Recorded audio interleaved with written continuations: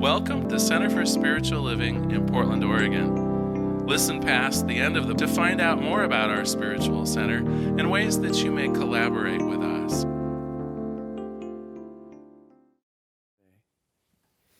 Well, we're closing out our work in the book that we've been using this month, Gary Keller's The One Thing.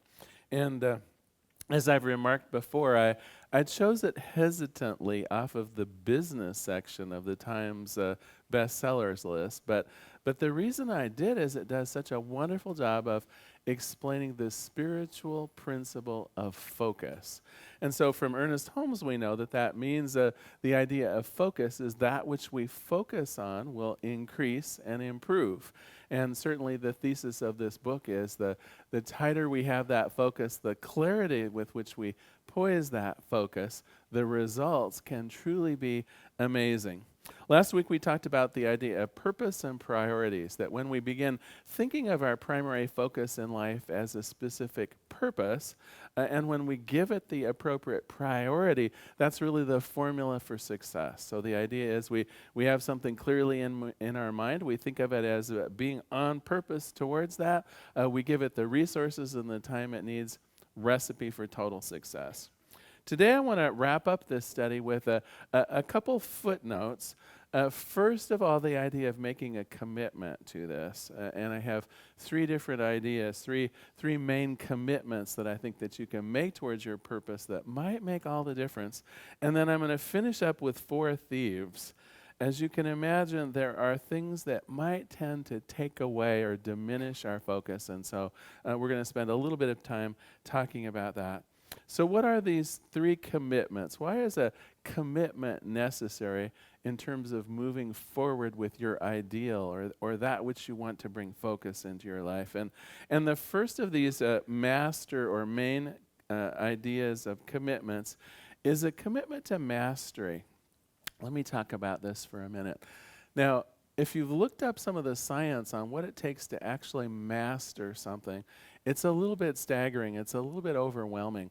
Most of the studies have shown that we're looking at thousands of hours of dedication to a particular subject, whether it's learning how to play the piano, whether it's really getting good at your field of study, whether it's becoming a registered nurse or whatever it is, to truly master a subject, no matter what that subject is quite a devotion, and you can expect thousands of hours involved. And so you might be saying, oh my God, Larry, if I have to devote thousands of hours to some kind of a vision of the future, that's kind of a hurdle you're putting up. How is this actually helpful as opposed to setting up the dynamics of something I don't even want to start at?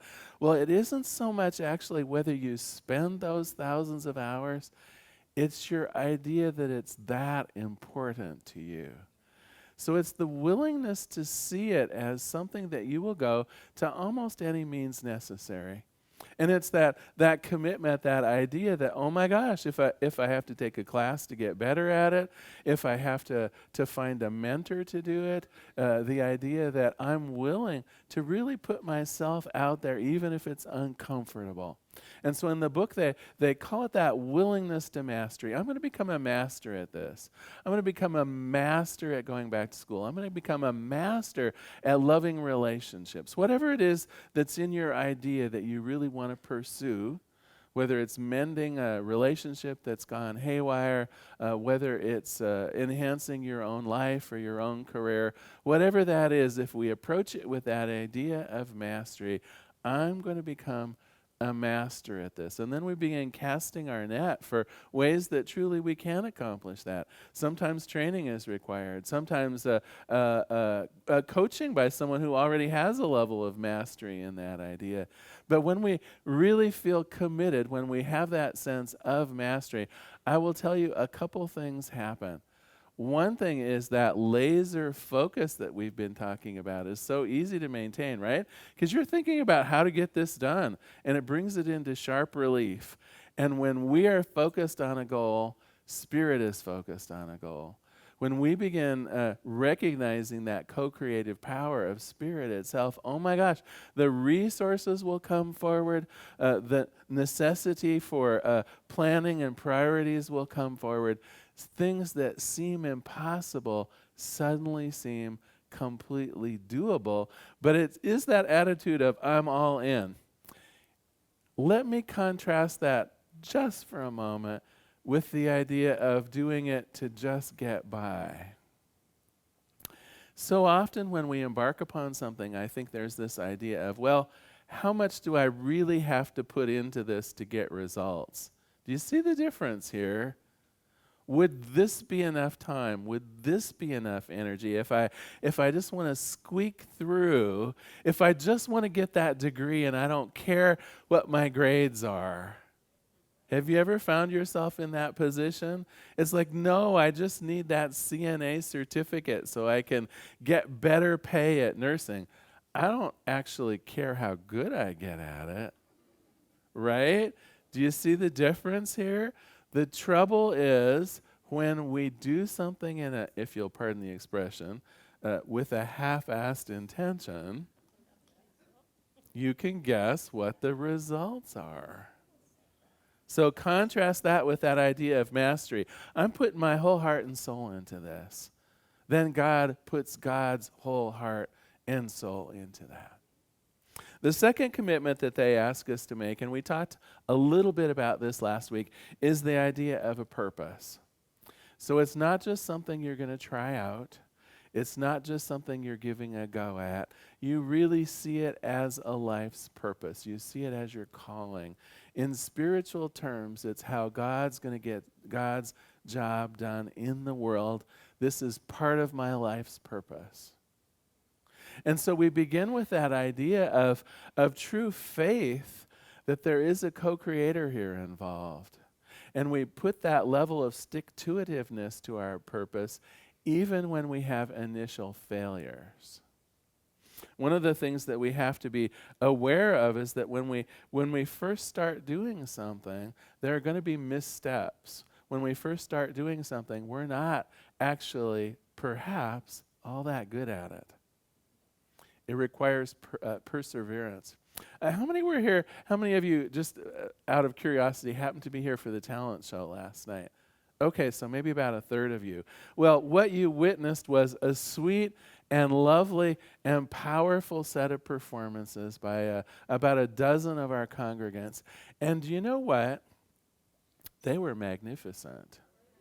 Right? Were they not magnificent? Let me tell you, though, what happened behind the scenes.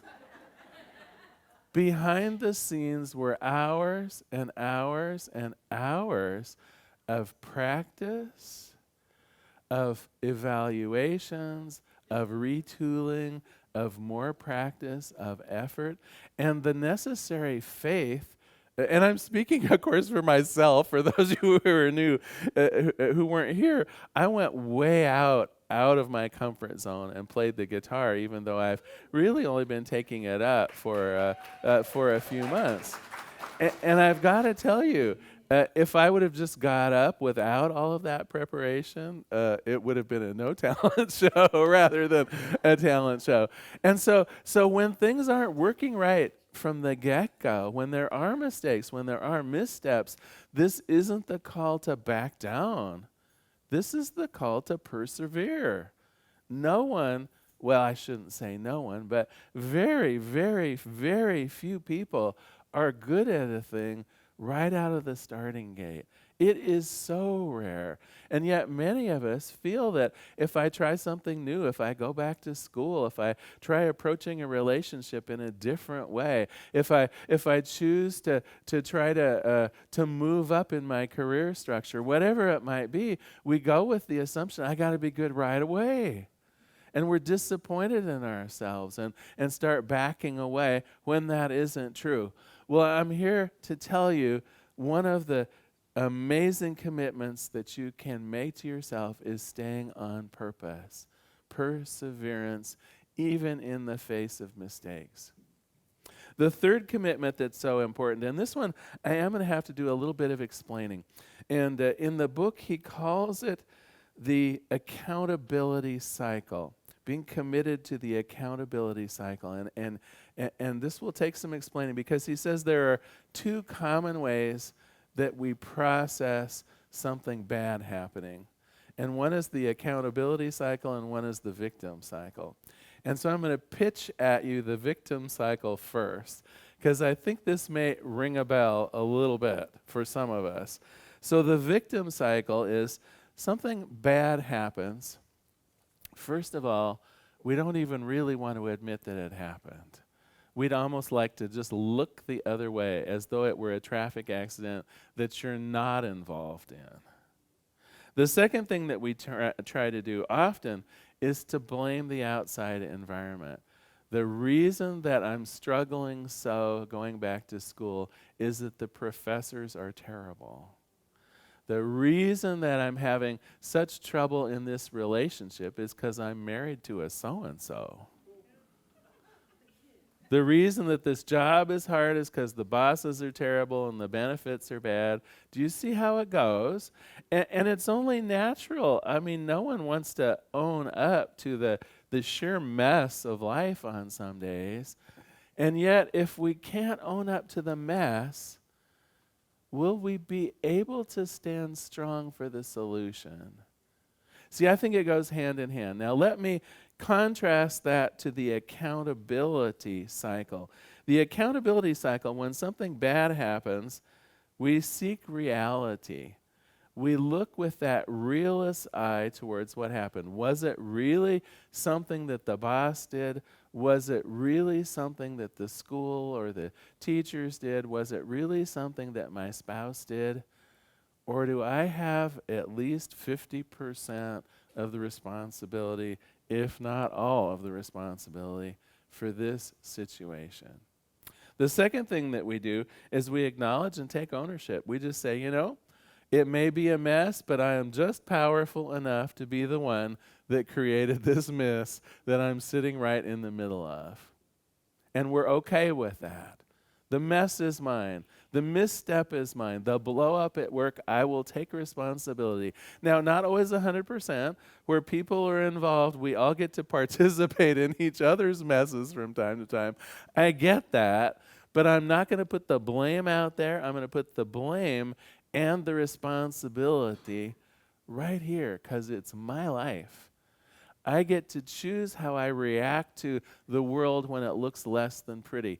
I get to choose to be the one to move forward with solutions rather than just placing blame. And that's the final part of this responsibility cycle, is we seek and evaluate the problem with solutions that we can enact. We're not just going to wait and hope for a better day.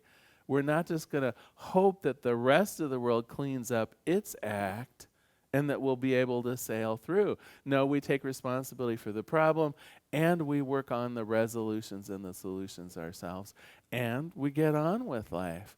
We fine-tune our approach. We make changes. So again, those three commitments we can make that will make all the difference in us reaching our ideals of success: being committed to mastery, that idea that I'm really in this to be as good at it as I can; being committed to purpose, so not being willing to step back at those first few failures, really seeing this as a life purpose; and finally, that idea of the accountability cycle. I'm going to follow through with this. When there are upsets, when the world feels like it's falling apart, I'm not just going to blame the universe. I'm going to take responsibility for what is mine and move through it. Okay, so those are the three commitments. There are also 4 thieves, 4 things that if we don't pay attention to are apt to steal that focus, steal that success right out from under our feet. And I think to move into that area, there's a joke involved. Actually, I love you all so much, it's a twofer today. 2 jokes for the price of 1. All right. First of all, joke number 1, and it is a bit of a stinker, but there you have it. So a robber breaks into a house while the residents are away. Eager to see what he can loot, he quickly starts grabbing valuables with his trained eye. Suddenly, he hears a voice come out of nowhere. Jesus is watching you. Well, the criminal jumps. He's scared. He thinks the residents are back. But after a few moments of silence, nothing's going on, he resumes his looting. Suddenly, the voice again, Jesus is watching you. Well, quite confused, the thief searches the house, doesn't find a soul except for a parrot in a cage in the kitchen. You knew this was coming, didn't you? It's one of those dumb parrot jokes. All right. So he's looking at the parrot, and sure enough, the parrot says, Jesus is watching you. Going to the parrot, he asks it, are you the one that's just been bugging me? The parrot responds, yes. Well, what's your name, parrot? Ishmael, the parrot replies. Well, the man laughs. What kind of an idiot names a parrot Ishmael? The parrot speaks again, the same type of idiot that names the Rottweiler Jesus.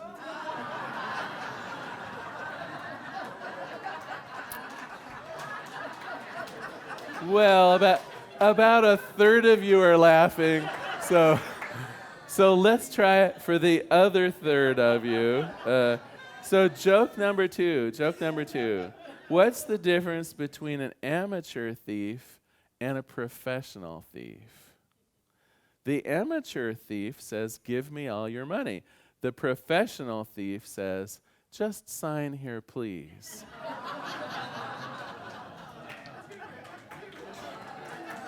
All right, good. I got the other third of you with that one. All right. So what are these thieves? What are these people or these ways that can take success away from you? Well, I got to tell you, the only thief to your success is likely to be you.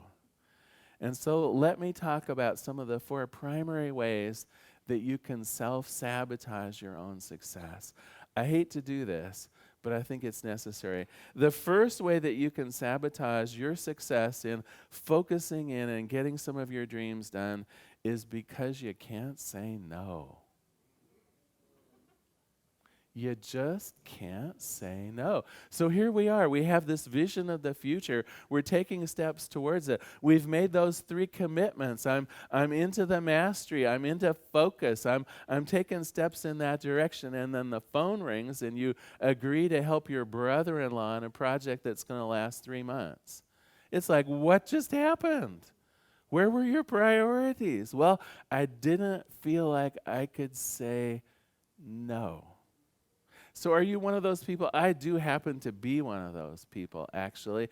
It is very difficult for me to say no, right? I'm part of your lives. You feel like my extended family. Well, and I have a real family that asks me stuff as well. Super hard for me to say no. And yet, if I do not say no, I will not meet my goals, my purpose for being in ministry.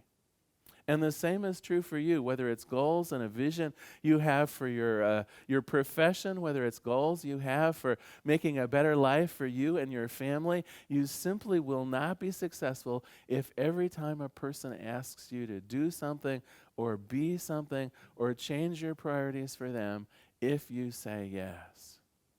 Now, this doesn't mean that there are sometimes when dividing your priority up is impossible to avoid. I mean, I get that.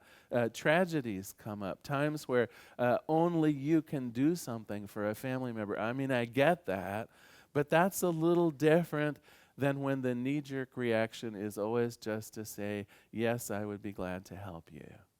If you do that, you will diminish your ability to focus. When you diminish your ability to focus, God even gets the mixed signal of how am I to help this person, right? Is it this or is it this? And so we must have a good deal of clarity on where we want to send that idea of our thoughts, those ideas of our prayers.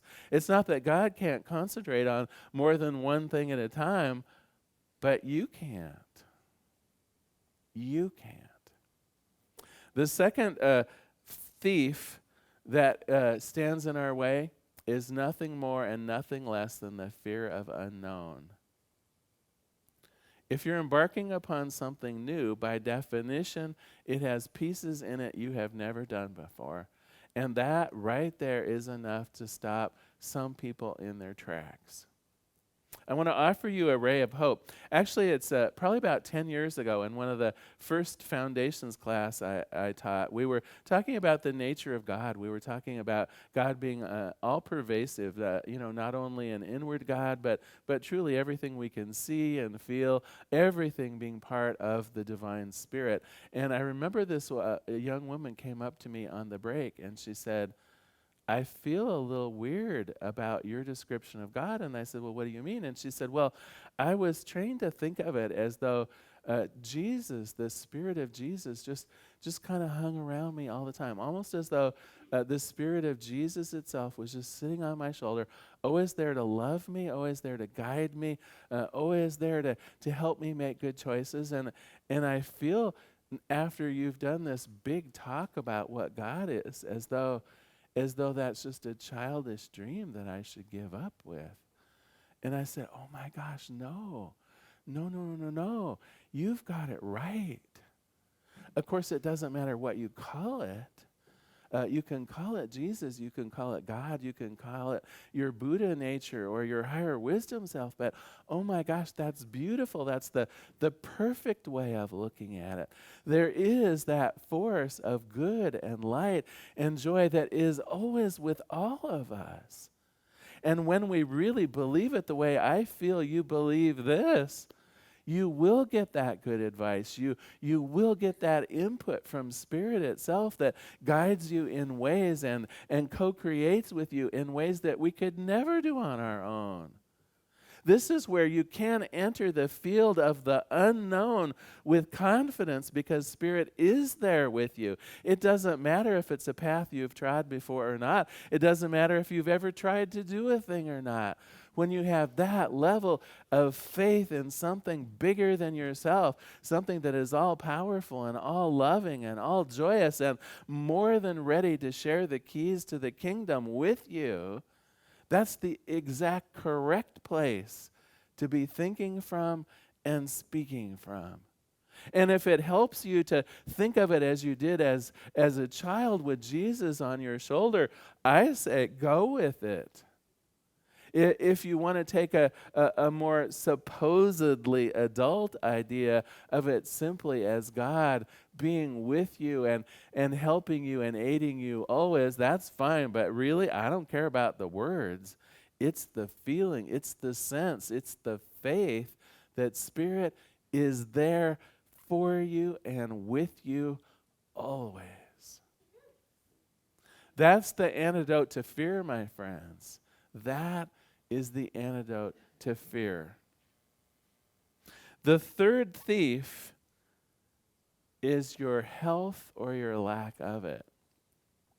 Have you known someone who is a workaholic to the extent that actually they became physically ill? Now, you see, there's a danger here. When we focus on things, when we focus on our career, when we focus on this great goal that we have to know that this body temple that God has given us is part of the tool set. If we do not maintain our tools, if it's not part of the plan, we will ultimately fail. No matter how smart our brain is, no matter how we're plugged into our life's purpose, if we allow our body to fall by the wayside, if we don't give it the sleep that it needs and the nutrition it needs, ultimately, we are not worth much in this world. And so the body has to be part of the plan.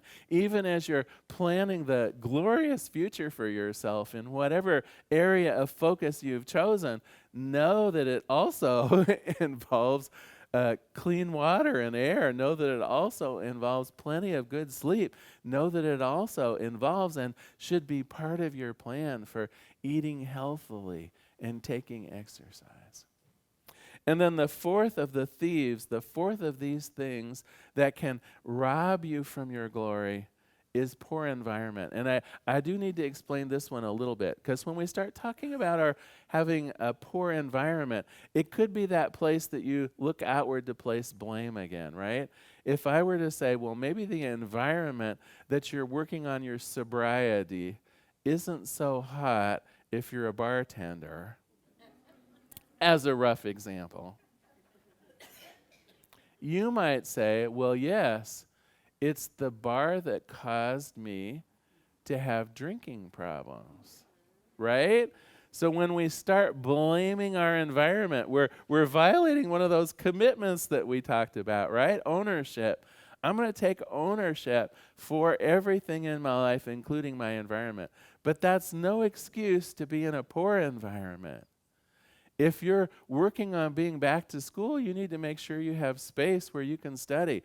We're not going to blame our poor grades on the fact that it's noisy at home. We're not going to do that.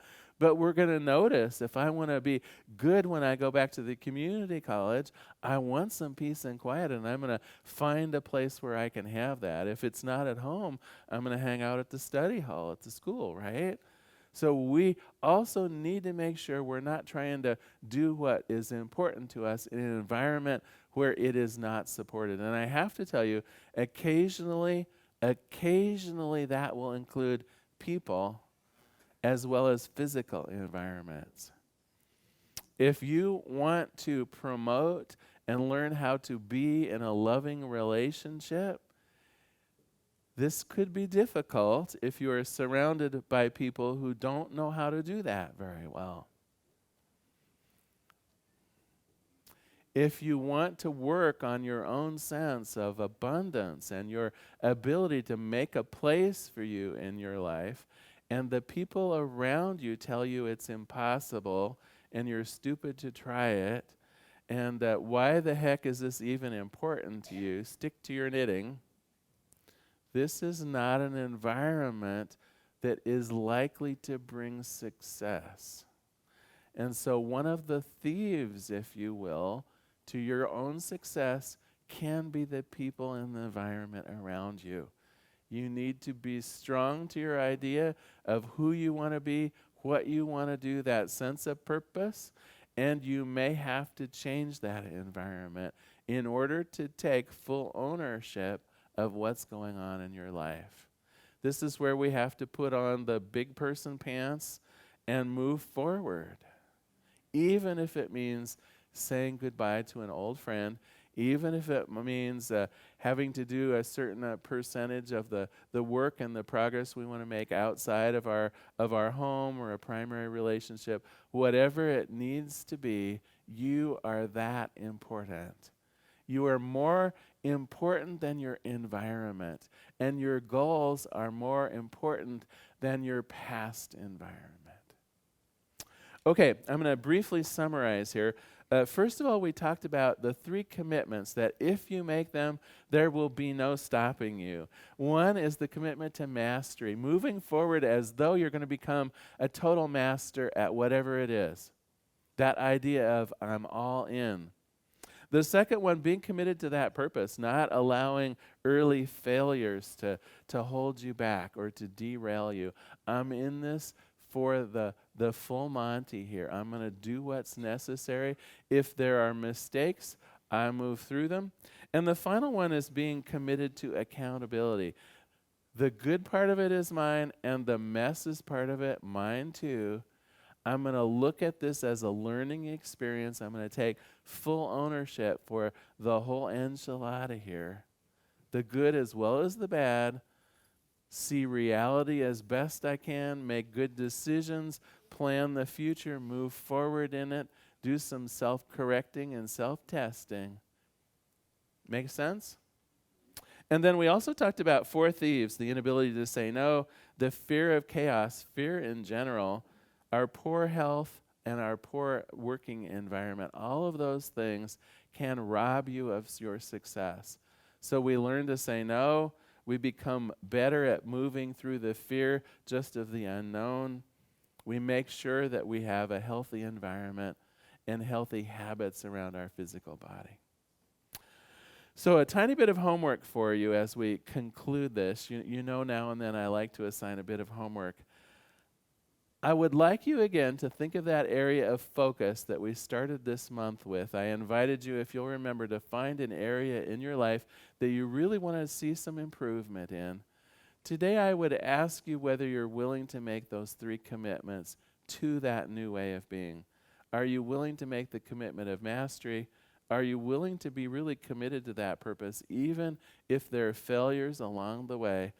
Do you have that stick-to-itiveness? And are you willing to be fully accountable when bad things happen? Are you willing to push through that and stay on track? I'm going to close today with a reading from the book and, of course, a prayer. He says, taking complete ownership of your outcomes by holding no one but yourself responsible for them is the most powerful thing you can do to drive your success. As such, accountability is most likely the most important of these three commitments. Without it, your journey down the path of mastery will be cut short the moment you encounter a challenge. Accountable people absorb setbacks and they just keep going.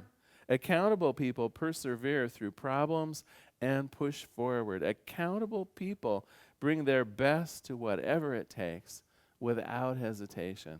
Accountable people also achieve the results that others only dream of. Let us pray. There is one power, one presence, one life, and one love. Only this one thing. Call it what you will. I call it God. And what I know about this is that it is always here. It is as close as my breath. It is as though it's sitting on my shoulder, guiding and directing, loving and helping me to co-create the world of my dreams.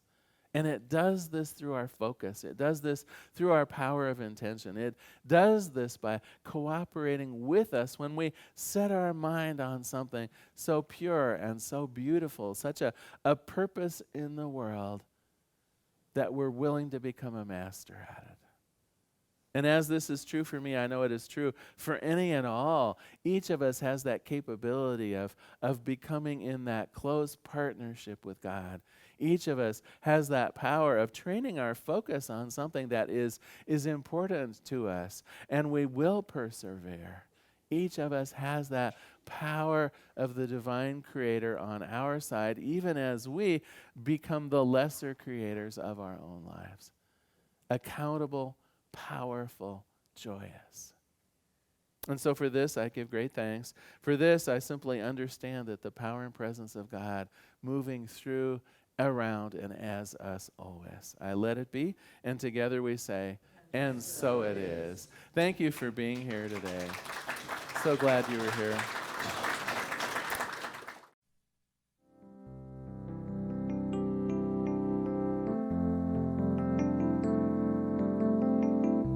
If you happen to be in the Portland, Oregon area, we'd love to have you visit in person. The Portland Center for Spiritual Living is located at 6211 Northeast Martin Luther King Jr. Boulevard. We have inspirational services at 9 a.m. and 11 a.m. every Sunday. We also have many programs, classes, and workshops developed just for our online audience. To find out more, go to our website at cslportland.org and look under the Online tab. We have a variety of content dedicated specifically for our online listeners. Our mission is to open hearts, ignite minds, and make a difference.